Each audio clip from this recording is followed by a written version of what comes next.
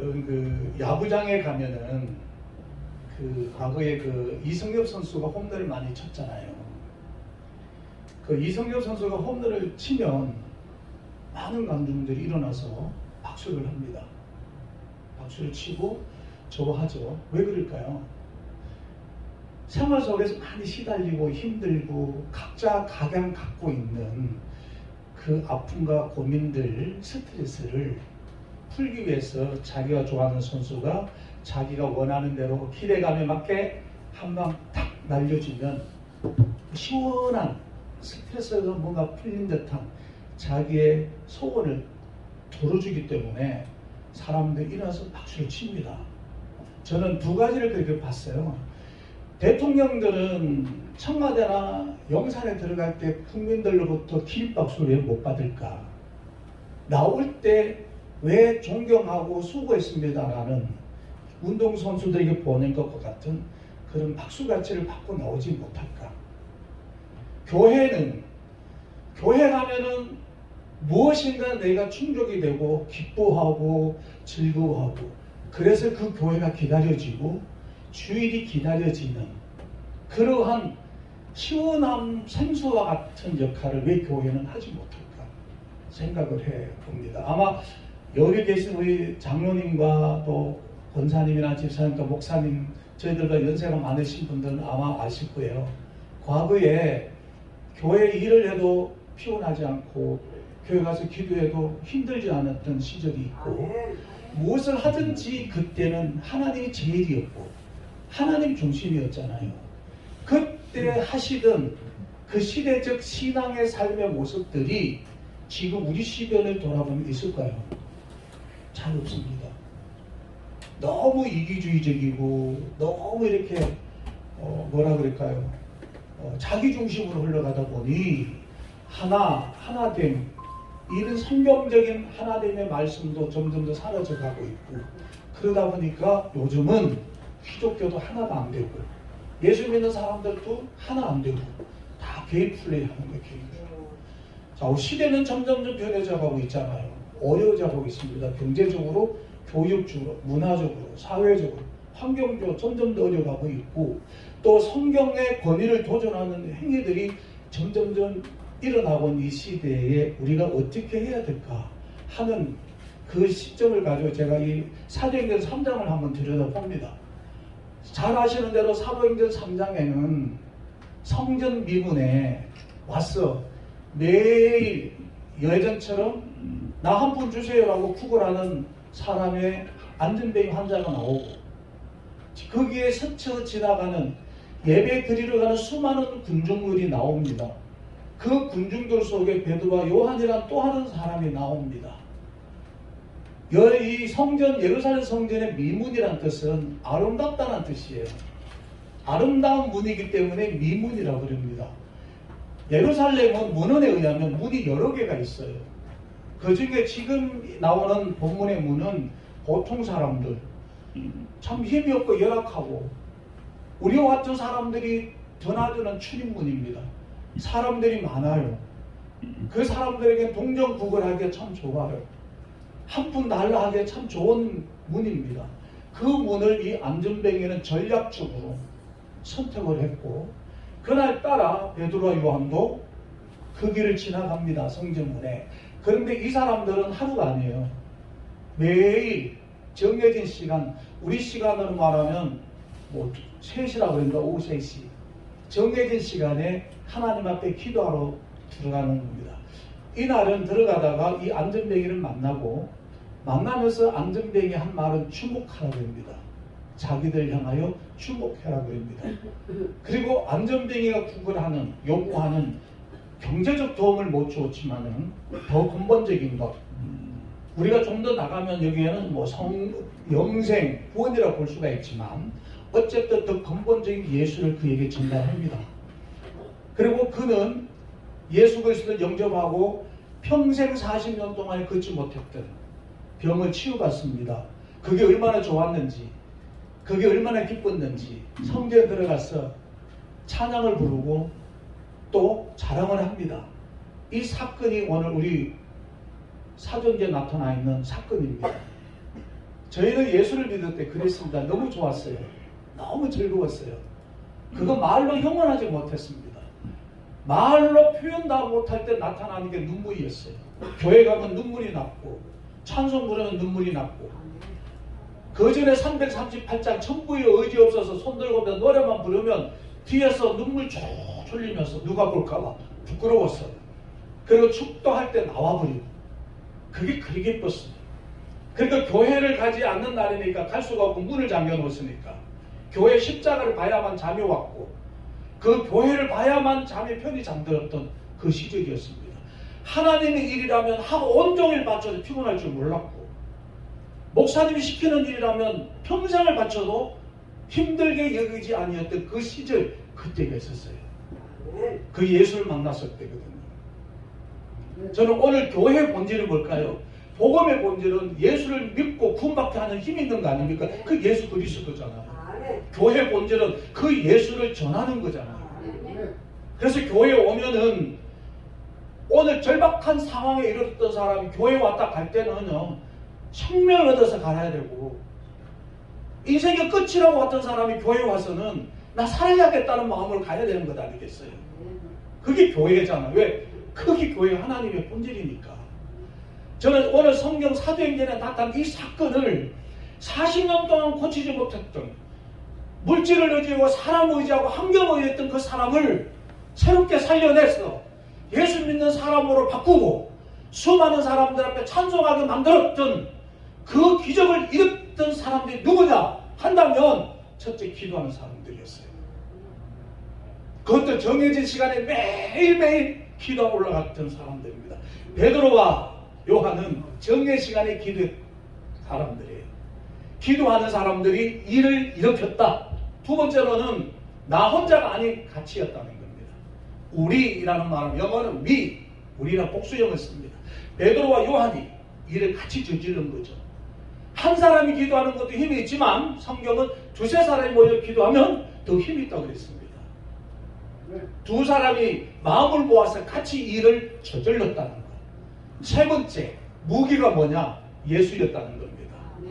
왜 예수냐는 것은 성경을 보면 그만한 이유 다 알고 있어요. 이 세 가지를 가지고 아무도 할 수 없었던 것, 그리고 그들이 사람을 기대하고 먹고 살고 하는 임시방편 응급처치용 살아가던 그 인생을 근본을 바꾸어준 거잖아요. 여러분 선교라 그러면 뭐라 그러죠? 우리가 선교학을 배울 때 많은 사람들 가서 사람들 먹을 것을 주는 거 그걸 선교를 하지만은 진짜 선교는 그 사람들 하여금 일을 하게 만들고 살아가게 만들어서 근본을 뒤집어주는 게 선교라 그러잖아요. 그 예를 들기를 고기 낚시 잡는 방법을 가르쳐주는 게 선교라 그러잖아요. 이 안전뱅이에게는 그걸 가르쳐준 거예요. 저는 이 사건을 가지고 오늘 우리가 어떻게 했으면 좋겠다는 걸 여러분들 드리고 싶어하는 거예요. 사도행전 3장에 나온 이 사건은 우리가 다 아는 사건입니다.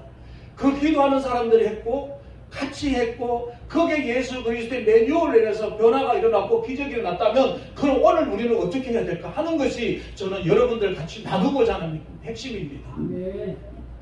기도하는 사람 저는 이렇게 표현하고 있습니다. 준비된 자가 되는 거다.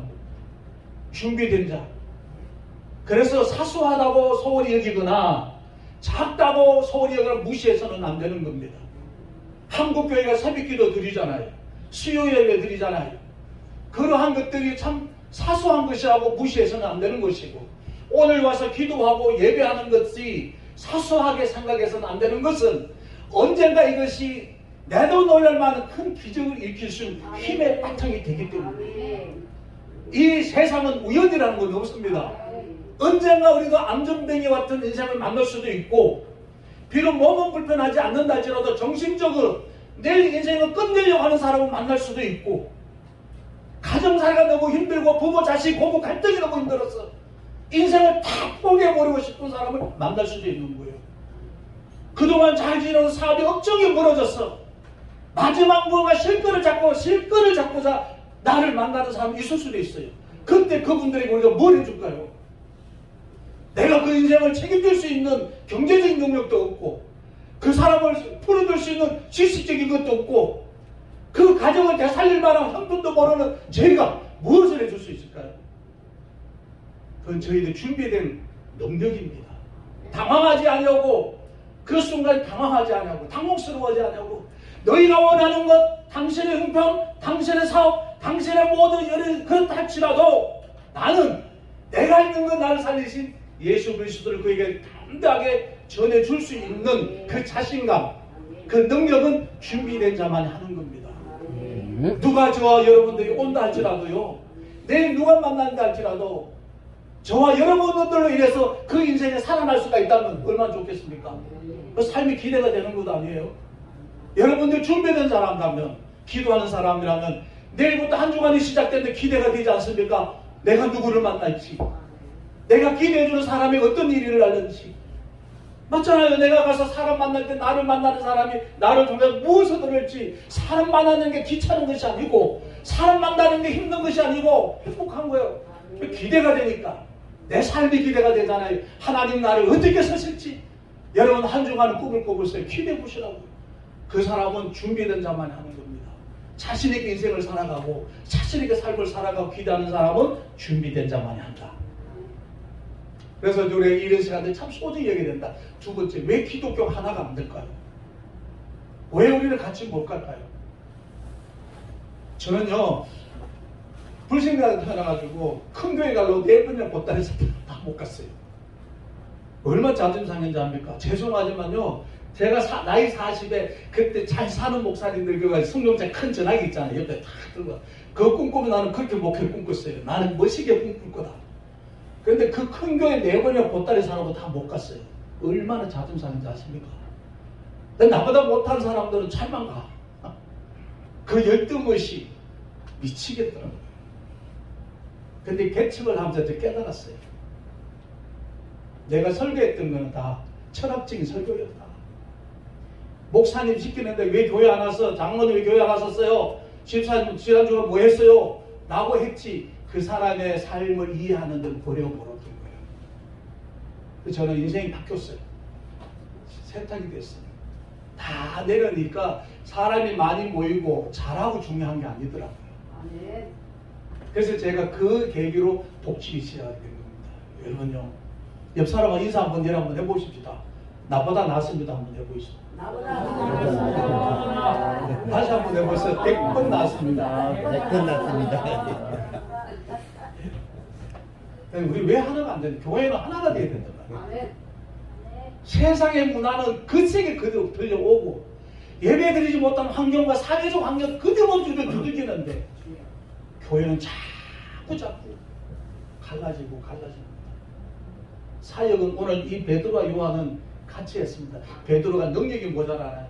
회개 3,000명을 일으키기도 한 사람인데, 베드로가 보세요. 이 사람들 얼마나 그 근본이요 보면 알아요. 복음 이런 일을 위해서요, 이렇게 하기 위해 그냥 온 거 아니에요. 이렇게 하기 위해서 베드로가요, 재정 받는 걸 다 맡겨버렸어. 말씀에 집중하기 위해서. 나는 오직 말씀 전하는 것만 하지, 돈하고 하는 거는 집사님들이 하시오. 맡겨버린 거예요. 기가 막힌 거 아니에요. 여러분, 이런 건 그냥 나타나는 게 아니라 우리 하나 돼야 돼요. 하나.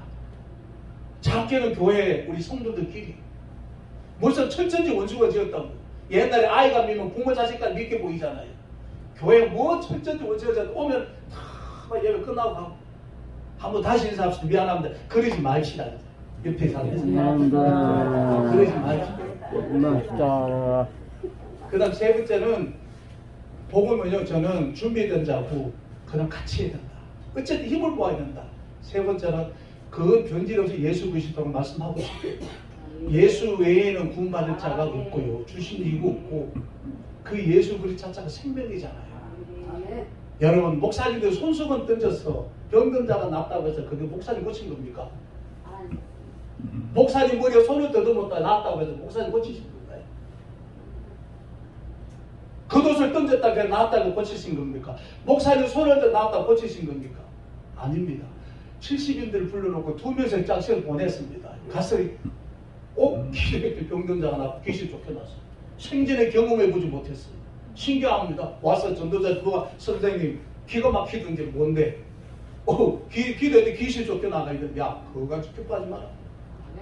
그건 얼마든지 일어날 수 있는 평범한 일들이다. 너에게는 언제든지 일어날 수 있는 일이고 얼마든지 행할 수 있는 일이야. 왜? 내가 있기 때문에. 더 좋아하는 것은 네가 복음을 전했다는 일을 기록된 거예요. 여러분, 예수 그리스도가 주시는 거지 아무리 똑똑하고 배운다도 그 의미가 없고요. 제가 젊습니다만은 공부를 아무리 해봐도 사회에 어른들 연륜을 못 따라가더라고요. 어른들 연륜을 못. 그래서 저는 우리 교회에서도 그랬어요. 교회는 은퇴가 있으면 안 된다고. 일본에 마칠게요. 교회 절대로 은퇴가 있으면 안 돼요. 역할 따라 연륜을 못 따라가는 거예요. 여러분, 아무리 힘있고 능력 있고 해서 그 예수 그리스도 외에 하지 않은 의미가 없는 겁니다. 이제는 권력을 의지하고 힘드니까 병든자 같은 사람 권력 의지하고 정치권 기대고 큰 교회 기대고 큰 목사님들 돈인데 기대고 개척교회 목사님들 나가면 노예 가면 큰 교회 목사님들 밥 사준데 기대 할 필요 없어요. 없습니다. 우리에게는 중심 예수 그리스도입니다. 오늘 이 사건을 통해서 우리도 그렇게 살아가보자. 한번 해보자는 겁니다. 준비된 자로서 이제 월요일마다 꿈을 꾸고 기대하면서 내일 내가 어떤 일을 할지 기대하고 사는 내일 출발하십시오. 그리고 우리는 하나님 전화해서 같이 하자고 서로 독려하고 격려 같이 하자고 꿈을 꾸십시다. 그리고 우리 매년은 오늘 죽으나 사나 예수 그리스도 외에는 없다는 것. 누가 목사를 기대하고 병든 낫게 하든 우리는 볼 때는 예수가 했다. 예수가 했다고 받아들이는 거예요. 그래서 오늘 이 시대에 권력을 기대고 돈을 기대고 누군가를 의지하고 살아가면서 인생을 참된 바꾸었어. 신발나게 살아가는 게 하는 것, 그게 저와 여러분들이 해야 될 일이고 교회가 해야 될 일이고 하늘 방송이 해야 될 겁니다. 저와 여러분 내일 그런 꿈과 비전을 가지고 갈 수 있기를 주의 이름으로 축원합니다.